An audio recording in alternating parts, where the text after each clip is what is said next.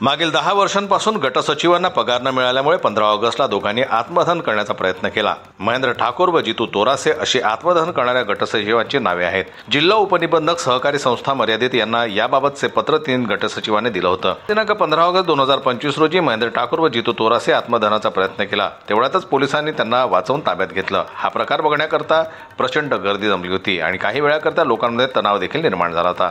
गटसचिवांचे अध्यक्ष महेंद्र ठाकूर यांनी दिलेल्या निवेदनातून मागील 10 वर्षांपासून पगार मिळाला नाही असं दर्शवलं होतं। वारंवार संस्थेला पत्र देऊन सुद्धा या समस्येवर कुठल्याही प्रकारचे मार्ग काढू शकले नाही।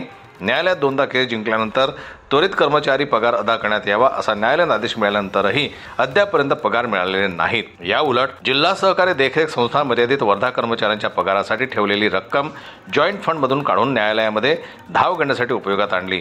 हा धक्कादायक प्रकार केसरीमल कन्या शाळेसमोर घडला असून नागरिकांची प्रचंड गर्दी जमली होती। तर पोलिसांनी वेळेवर येऊन ताब्यात घेतलं नसतं तर फार मोठी घटना घडली असती अशी लोकांमध्ये चर्चा सुरू आहे। जनमत लाईव्ह न्यूज वर्धा करता जिल्हा प्रतिनिधीची रिपोर्ट।